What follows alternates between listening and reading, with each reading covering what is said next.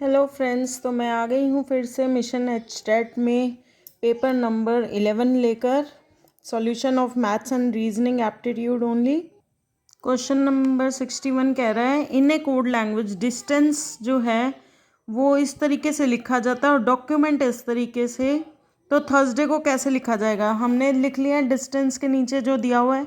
इसमें आप देख रहे हो फर्स्ट टू और लास्ट टू लेटर्स को तो क्रॉस में लिखा हुआ है, एस के नीचे +1, टी और ए को फिर से क्रॉस लिखा हुआ है, एन के नीचे +1। सेम वे डॉक्यूमेंट में किया हुआ है, तो सेम वही हम थर्सडे में करेंगे। लेकिन थर्सडे में देखिए हमने इंटरचेंज किया और यू को वी लिखा। इससे आगे हमें करने की ज़रूरत ही नहीं है, क्योंकि ऑप्शन नंबर 2 में ही एच टी से शुरू हो रहा था 1 और 2, और उसमें सेकेंड ऑप्शन में ही वी आ गया, तो हमें इससे आगे की करने की ज़रूरत ही नहीं है, हम इसे फास्टली कर सकते हैं। क्वेश्चन नंबर 62 देखिए, कमल वॉक्स जो है 9-10 किलोमीटर नॉर्थ चलता है, वहाँ से साउथ चलता है 6 मीटर, देन ईस्ट में चलता है 3 मीटर। तो वो अब किस रेफरेंस में है? मैंने आपको बताया हुआ कि शॉर्टकट होता है NESU। पहले 10 kilometre north, 3 kilometre east, south में 6 किलोमीटर, फिर ईस्ट। हमने नॉर्थ और साउथ का डिफरेंस लिया, 4 आ गया नॉर्थ के नीचे, ईस्ट 3 है, तो 4 का स्क्वायर हमारी जो डायरेक्शन हो जाएगी वो नॉर्थ ईस्ट हो जाएगी। अगर डिस्टेंस पूछता तो 4 स्क्वायर प्लस 3 स्क्वायर का स्क्वायर रूट हो जाता। ओके, क्वेश्चन नंबर 63 देखिए। 63 कहता है in the first year population जो है वो हमारी इंक्रीज हुई है 5% से, in the next year it is decreased bye 5%। At the end of the year 79,800 है उसकी, तो फर्स्ट में क्या होगी? तो सबसे पहले हमने लेट किया पॉपुलेशन एक्स थी, तो फर्स्ट ईयर में हो जाएगी वो 1.05x, 5% इंक्रीज। फिर सेकेंड ईयर के बाद वो 1.05x में से माइनस करेंगे 5%, वो इक्वल दी हुई है हमें 79,008। हम इसको पॉइंट में ना करें तो सीधा हम फर्स्ट ईयर के बाद इसको 105.100 लिख सकते, डिवाइडेड बाय 100। सेकेंड ईयर में इसको माइनस करेंगे तो 95/100, 95% जो है, क्योंकि हमें गिवन है कि after at the end of the year ये है, तो 95/100 इंटू 105/100 का एक्स करेंगे, ये आ गया। इसको सॉल्व करेंगे तो एक्स की वैल्यू आ जाएगी हमारी 80,000, ऑप्शन नंबर 3। क्वेश्चन नंबर 64 देख लीजिए। सीरीज़ दी हुई है, इसमें रॉन्ग टर्म फाइंड आउट करनी है, तो हमने सीरीज़ को लिख लिया है सिंपल। देखिए सीरीज़ को लिख लिया है, तो आपने देखिए फर्स्ट जो है फर्स्ट 1 से लेके 5 तक में +4 हो रहा है, लेकिन 9 से 15 में +6 हो रहा है, और उससे आगे 2+ हो रहा है। तो ये ऑप्शन गलत लग रहा है, लेकिन फिर भी हम बाकी ऑप्शन चेक करेंगे। CFI इन सब में 3+ हो रहा है, सारे सेटिस्फाइड। VUT ये सब एक एक माइनस हो रहे हैं, सारे सेटिस्फाइड, तो यानी ऑप्शन नंबर 3 जो हमारा पहले आया था वही सेटिस्फाइड है। क्वेश्चन नंबर 66 देख लीजिए। मिस्टर एक्स सेड कहता है मिसेस वाई के लिए, तो इससे हमें ये क्लियर है कि मिस्टर एक्स जेंट्स है, मिसेस वाई लेडीज़ है। Mrs Y is the wife of grandson of my mother, मतलब एक्स कह रहा है कि जो वाई है वो मेरी माँ के सन की वाइफ, ग्रैंड सन की, मेरी माँ के ग्रैंड सन की वाइफ है वाई। तो जो एक्स है वो किस तरह रिलेटेड हुए वाई से? ऑब्वियसली वो उनके ससुर हैं, ठीक है, तो फादर इन लॉ आ जाएंगे। उसके बाद है हर्टलेस जो वर्ड है क्वेश्चन नंबर 67, उनमें उनकी जो अब इसको ध्यान से समझिए। उन्होंने कहा है इंडिपेंडेंट वर्ड कितने बन सकते हैं जब हम एक लेटर को भी रिपीट ना करें और ऑर्डर ऑफ द लेटर भी चेंज ना करें।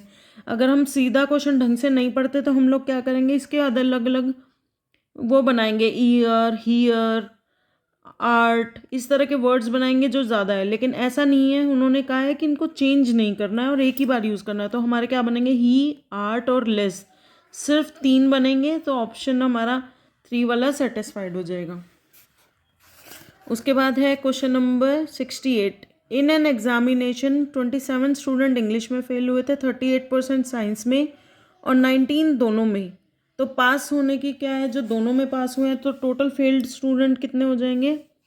27 + 38 - 19%, 46%। पास कितने हो जाएंगे? 100 - 46%, 54%, यानी ऑप्शन नंबर 2 हमारा सेटिस्फाइड हो रहा है। क्वेश्चन नंबर 69 देख लेते हैं। नेक्स्ट टर्म बतानी है 20, 20, 19, 16, 17 ऐसे दे रखा है। तो हम ये ना दो सीरीज़ का मर्ज है। अगर हम ऑल्टरनेट नंबर देखें 20 में से एक गया, फिर 2, फिर 3 माइनस, फिर 4 माइनस।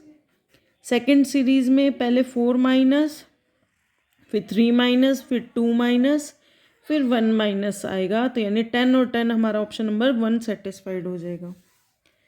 क्वेश्चन नंबर हम 70 देख लेते हैं। ए मैन जो है वो अप स्ट्रीम जाता है 13 किलोमीटर, डाउन स्ट्रीम जाता है 28 किलोमीटर। दोनों बार वो 5 घंटे लेता है। तो स्पीड की वाटर क्या है? स्पीड निकालने का फॉर्मूला हमें पता है कि 13/5 distance upon time. Distance upon time दोनों की हमने स्पीड निकाली। तो एवरेज स्पीड जो वाटर की स्पीड होगी वो क्या होगी? क्योंकि ये अपस्ट्रीम और माइनस डाउन स्ट्रीम है, मतलब अपोजिट डायरेक्शंस है, इसलिए हम माइनस करेंगे और डिवाइडेड बाय 2। तो 1.5 किलोमीटर्स आ जाए 1 पर आवर आ जाएगा। क्वेश्चन नंबर 71 बहुत इजी है। आपको पता है कि शाम ने 1 से लेकर 100 तक के इंटीजर्स लिखे हैं। तो उसने 3 को कितनी बार लिखा है ये हमें सबको पता होना चाहिए कि कोई भी इंटीजर है 1 to 100 में 19 टाइम्स लिखा आता है। अगर आप चाहें तो आप लिखकर काउंटिंग कर सकते हैं। 1 पूछ ले, 2 पूछ ले, 3 पूछ ले, कुछ भी पूछ ले, वो 19 ही होंगे। सेकेंड है 72 question. A is elder to B. हमने कंडीशंस बनानी शुरू कर दी। ए जो है वो बी से बड़ा है, while C and D are elder to E. लेकिन सी और डी दोनों ई से बड़े हैं। E lies between A and C. E जो है वो ए और सी के बीच में लाइट करता है, और सी जो है वो बी से बड़ा है। सी बड़ा है बी से, ठीक है। तो सी बी से बड़ा है और ए से भी बड़ा हो गया, क्योंकि सी इज एल्डर टू बी। तो यानी वो इन दोनों के बाद आएगा सी, और उन दोनों के बीच में हमारा ई लाइज कर रहा। तो ये 4 की कंडीशन बन गई। Which of the following statement is necessarily true. इन में कौन सी ट्रू है? A is elder to C. A C से एल्डर है? No. C is elder to D? नहीं, ये हम डिटरमाइन नहीं कर सकते। D is elder to C? ये भी हम डिटरमाइन नहीं कर सकते। E is elder to B? हाँ, ये कंफर्म्ड है। तो ऑप्शन नंबर 4 हमारा सेटिस्फाइड है, ट्रू है। क्वेश्चन नंबर 73 देख लीजिए। MTR के डिफरेंट हाइट के हैं और सबकी हाइट है। इसमें देखा M is shorter only from T। जो M है वो सिर्फ T से छोटा है, मतलब किसी और से छोटा नहीं है। यानी इसके बाद इससे आगे कोई और पर्सन नहीं है। और D है वो सिर्फ और सिर्फ K से बड़ा है। D सिर्फ K से बड़ा है, यानी इसके बाद कोई और नहीं है। तो हम इसको ऐसे लिख सकते हैं, D सिर्फ K से बड़ा है, ठीक है। और T जो M जो है वो सिर्फ T से छोटा है। यहाँ M आएगा, मैंने B लिख दिया। तो हम बीच में R बच गया, उसको हम यहाँ लिख सकते हैं क्योंकि दोनों कंडीशन सेटिस्फाई हो रही है। उन्होंने कहा है मिडिल में कौन है? R। तो option number 4 satisfied. Question number 74 देख लेते हैं। उन्होंने कहा इस इक्वेशन को सॉल्व करिए। आई थिंक इस क्वेश्चन में प्रिंटिंग मिस्टेक्स हैं। यहाँ 2 है तो यहाँ भी 2 आना चाहिए, या यहाँ 3 है तो यहाँ भी 3 आना चाहिए। तो मैं इसको 3 लेके सॉल्व कर रही हूँ, इसको 1/3, क्योंकि जो ऑप्शंस आए हैं वो आंसर अकॉर्डिंगली यहाँ पर 3 आ रहा है, ठीक है। तो इसको हम सीधा, हमें पता है A² - B² का फॉर्मूला होता है A+B × A-B। हमने इस A की 4 और B की 4 को कन्वर्ट कर दिया A² - B A+B A-B में। इससे ये कट जाएगा, ये बच गया। इसको अगर हम सॉल्व कर लेंगे, सिंपल सॉल्व कर लेंगे। पहले हमने 7² का कॉमन ले लिया, इसको इस तरीके से बच गया। ये हमने स्क्वायर के फॉर्मेट में क्योंकि क्वेश्चन में हमें स्क्वायर रूट फाइंड आउट करना था इस इक्वेशन का, इसलिए हमने इसको खोला नहीं है, स्क्वायर्स में ही रखा है। अगर हमने एलसीएम लेके सॉल्व किया तो हम 5² 4² ये लिख सकते हैं। इसको हम स्क्वायर रूट करेंगे तो ये आ जाएगा, आंसर आ जाएगा 2:11/12, ऑप्शन नंबर 1। क्वेश्चन नंबर 75 कह रहा है कि 5 साल के बाद, हमने फादर और सन की एज ले ली X और Y। 5 साल के बाद सन की एज से 3 गुना हो जाएगी फादर की एज। हमने ये इक्वेशन बना ली।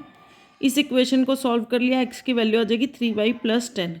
उसके बाद कहा है 5 साल पहले उसकी आयु उसके 7 गुना थी। इसको करा तो X की, इस इक्वेशन को सॉल्व करते हैं, हमारी X की वैल्यू आ जाएगी 40, फादर की सन की एज आ जाएगी Y 10, फादर की एज निकाल लेंगे, 40 आ जाएगी। ऑप्शन नंबर 1 सेटिस्फाइड हो। क्वेश्चन नंबर 76 कहता है एक मैन है जो वो हेड डाउन और लेग्स अप करके परफॉर्म कर रहा है योगा और उसका फेस है वेस्ट में। अगर उसका फेस सीधा खड़ा होता तो आंसर होता हमारा, उसके लेफ्ट हैंड कहाँ होते हैं, साउथ में, लेकिन उसका हेड डाउन है, फेस हेड डाउन है, तो हमारे जो आर्म्स हैं उनकी पोजीशन चेंज हो जाएगी, तो आंसर आ जाएगा नॉर्थ। ठीक है। क्वेश्चन नंबर 77 है ए और बी दोनों टैंक को कम्प्लीटली 30 और 36 मिनट में करते हैं। अगर दोनों टैप को ओपन किया गया तो ए को कितनी देर बाद ओपन क्लोज किया जाए कि पूरे 18 मिनट में टैंक भर जाए। ठीक है, तो दोनों का एलसीएम हमने देख लेंगे। एलसीएम लेते ही हमारी टोटल कैपेसिटी आ जाएगी 180 यूनिट। ए जो है वो 1 मिनट में फिल करता है 180/30 यानी 6 यूनिट फिल करता है। बी करता है 5 यूनिट। अगर बी तो कंटिन्यू 18 मिनट तक चलता रहेगा, तो 5 × 18 यानी वो 90 यूनिट फिल करेगा 18 मिनट्स में। तो ए को कितना भरना है, उसे 180 - 90 यूनिट फिल करना है। 1 मिनट में वो करता है 6 यूनिट, तो वो टोटल कितनी देर ओपन रहेगा, 15 मिनट्स। आई होप आपको समझ में आ गया होगा। क्वेश्चन नंबर 78 देख लीजिए। In how many years will a sum of ₹800 become 926.10 at 10% compounded half yearly. अगर हाफ ईयरली हो 800 × 1 + R/100t। रेट जो है वो उसको हाफ कर दिया जाता है अगर कंपाउंडेड हाफ ईयरली होती है, और टाइम को डबल कर दिया जाता है अगर हमारा जो रेट टाइमिंग है वो हाफ ईयरली होता है। तो इसमें इक्वेशन में पुट करेंगे, हमारा रेट 10% था वो 5% हो जाएगा और टाइम हो जाएगा 2t। टाइम हमें निकालना है इसलिए 2t हो गया। इसको हम फिल करेंगे, देखिए सॉल्व करा हमने तो 3/2 यानी 1.5 ईयर आ जाएगा हमारा। ठीक है। क्वेश्चन नंबर 79 पूछ रहा है कि the least square number which is divisible by 8, 15 and 24। इन तीनों से मल्टीप्लाई होने वाला सबसे छोटा स्क्वायर नंबर क्या है। तो सबसे पहले हमने क्या किया, इनका एलसीएम ले लिया। ये हमारा एलसीएम आ गया। ठीक है, इसके जो फैक्टर्स है 120 के क्या बन जाएंगे, 120 एलसीएम आ गया, इसके फैक्टर बन गए ये। अब देखिए स्क्वायर बनाने के लिए हमारे पास 2 का तो पेयर है, इनके पेयर नहीं है, तो यानी इनसे अगर हम मल्टीप्लाई कर देंगे तो हमारे जो फैक्टर्स बन जाएंगे पेयर में सारे, वो परफेक्ट स्क्वायर हो जाएगा। तो हमने इसको 2 × 3 = 6, 5 × 30 मल्टीप्लाई कर दिया 3600। Option number 3 satisfied. Question number 80 देख लीजिए। If the selling price of 6 pen equals to cost price of 8, तो प्रॉफिट और लॉस इसका एक ट्रिक है कि जिसको हमने एसपी दे रखा उसको सीपी लिख लीजिए, और जिसको सीपी दे रखा उसको एसपी लिख दीजिए, और सिंपल परसेंटेज, मतलब देखिए 6 पेन की जो कॉस्ट है वो 8 के बराबर उसकी सेल हुई है, यानी 2% प्रॉफिट हो गया। 2/6 × 100 33.13% Y13 प्रॉफिट आ जाएगा। Option number 4 satisfied. Thanks for watching. Please like and share my channel.